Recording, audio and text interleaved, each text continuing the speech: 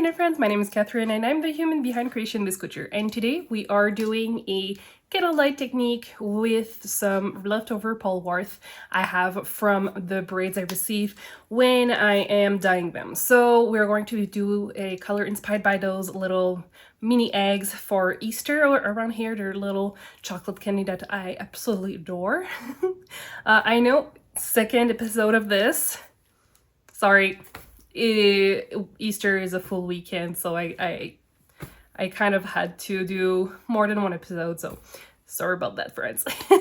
So let's get into today's episode. Okay, so today we're going to be dyeing some Polwarth in a kettle, and I want to make it Easter Eve spring vibes. So I'm going to be using Duckling from Dharma Trading Co., Delphinium Blue, and Ballerina Pink, simply because those colors are naturally, they're not really natural.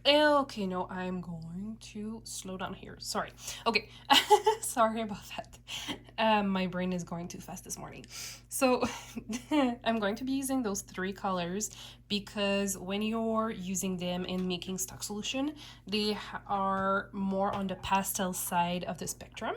So that way we're going to be able to use a very small quantities of each color in the kettle, and it will stay pastel even if we use a little bit more than what we intend to do. And I'm going to be trying to do sort of a rainbow within the fibers. So this is the order we're going to go with the yellow, blue, and pink here.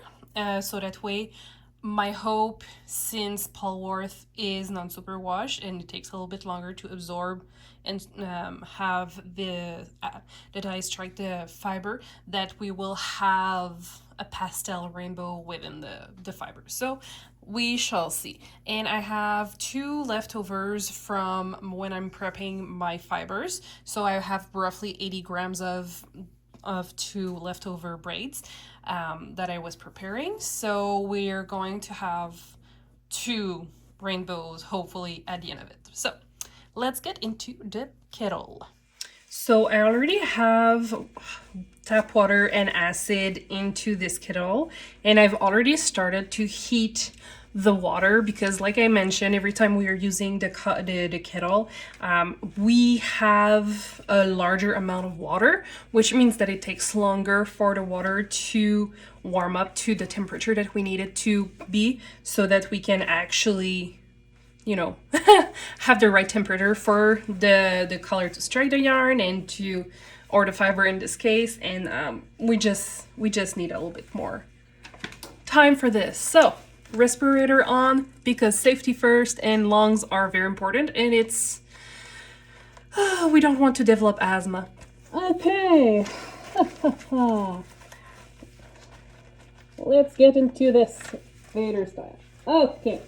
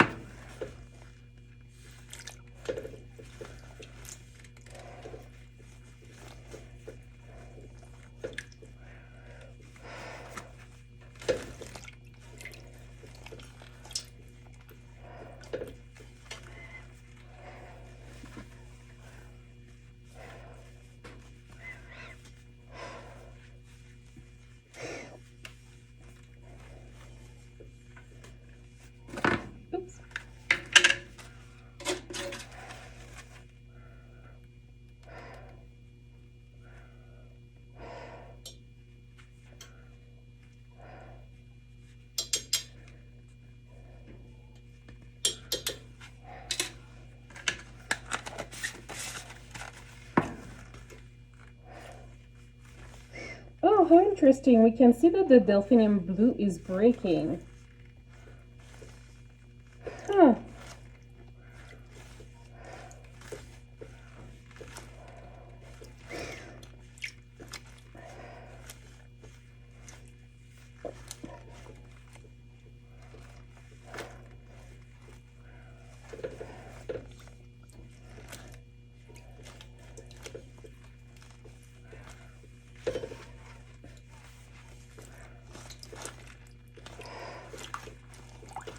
Okay, we're going to need to add a little bit more delphinium blue.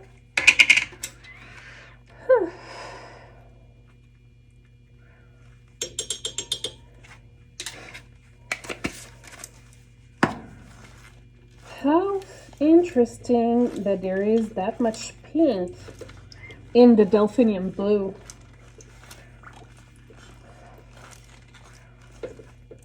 Huh, that's so interesting. Okay, let's carry on.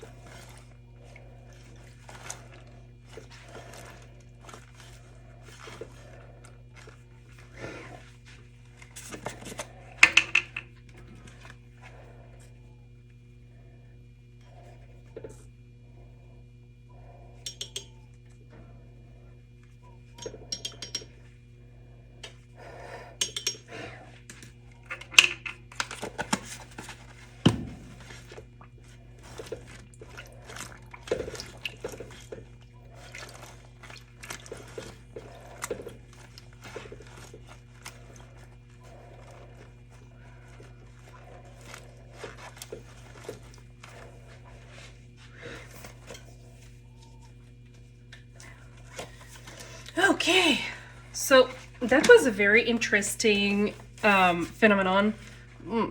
Is phenomenon really the appropriate word? I don't know.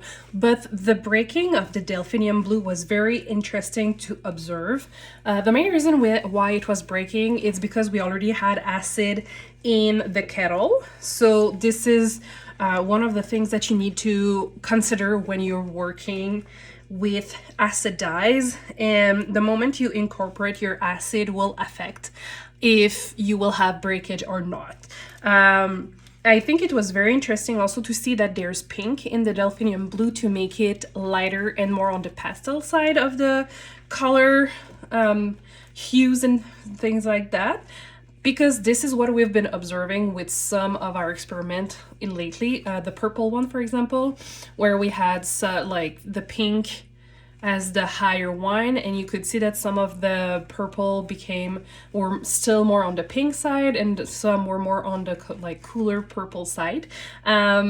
So I think that I'm going to do an experiment at some point with mini skeins to do purples, but to make the reverse. So having the blue being the higher one, and then having the pink has the with the least amount of in the mix, so that we can see how it affects the final blue, but not necessarily a purple. I think I'm going to do that next time. That's a good idea. Okay, so we're going to be letting this cook for at least half an hour because we want the color to strike. And like, it might look darker right now, but it will definitely be more on the pastel side once it's dry, and also it's going to be more on the pastel side of things when you spin it up, because there will still be some white left in it, so it would create this very soft and ethereal look that I'm aiming for. So that's for that. We're going to let this cook for half an hour and we'll wash it, and hopefully this time I don't forget to film that portion of the video like I did for a few videos lately. Brain, what can we do? Anyways, so we're going to be letting this in the pan, in the pot. See you in a bit. Okay, so now what I'm trying to do is putting the two braids in the in my bag. It's usually a little bit easier for me to be able to do that portion of the washing process. It's just that I'm not used to have two different braid in it, so it's a little awkward. And as you can see, there's no dye that is going into that, which is fantastic. It means that we should be fine. There shouldn't be too much gross stuff, or there shouldn't be too much dye that will be removed when we're washing it, which is what we are hoping for in this situation. So we're going to try to avoid having too hot of a water. We're trying to avoid too much movement in the water, so we avoid felting. Is there anything else we need to avoid? I'm not sure at this point. We just want to make sure we are not felting the fiber, which is the one thing that always stresses me out when we're doing this specific technique for dyeing. One of the reasons I don't like the technique is my fear of felting the fiber. Did I felt anything yet? No, but it's still something that I'm worried about, and it's still something that I want to make sure I'm not doing, because it's just frustrating. Of course, I could be carding what has been felt and we could still try to save it, but might as well just make sure in the first place we're not doing it. This is my personal opinion. You do whatever you want. I'm not going to force you to do anything. So I'm just letting this sit in I'm just letting this sit in the bath with the soap just a little bit without too much movement, and we should be able to have the excess dye get released in the water, and that way we are not too stressed about it.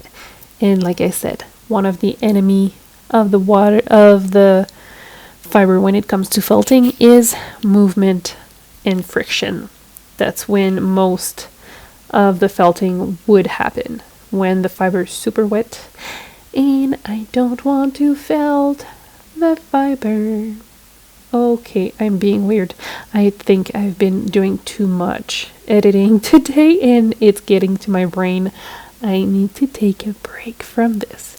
But before that, we're going to finish this video. I promise I am...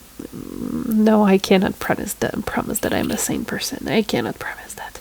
Anyways, we're going to be finishing up this fiber. We're going to put it in the spin dryer, and then we're going to let this dry overnight, and I will see you in a bit for the final result of the fiber. And here's the final result of the fiber in the kettle with the mini eggs inspired color. I am so happy with the final result. I really love how the pink and blue turned almost cotton candy vibes, and it's so incredible what this technique can create for colors. And yes, we still have some white section here, but it's okay because when we are working with the spinning wheel, it will just create more softness to it and more pastel colors, so it's going to be fine at the end of the day. And it's just I like it so much. It's fantastic. And this was with my leftover Polwarth, and I'm very happy too because one of the things that I'm always afraid with this technique is that the fiber will felt, but it did not felt, and the fiber sort of bloomed out, and it's just so fantastic. And I'm going to show you the braid I made with the other one. Isn't it beautiful? Oh man, I'm a fan of this one. It's definitely something I'm going to try to attempt and do another round in the future to see if this technique is reproducible more than once, because that's one of the things with this technique is I don't know how reproducible you could do it. But I just think it's fantastic. It's so pretty, and it's the softness I was going for, and I'm very happy with this. So if you've liked the video, please consider sharing, liking, and subscribing to the channel, and I will see you in my next one very soon. Bye!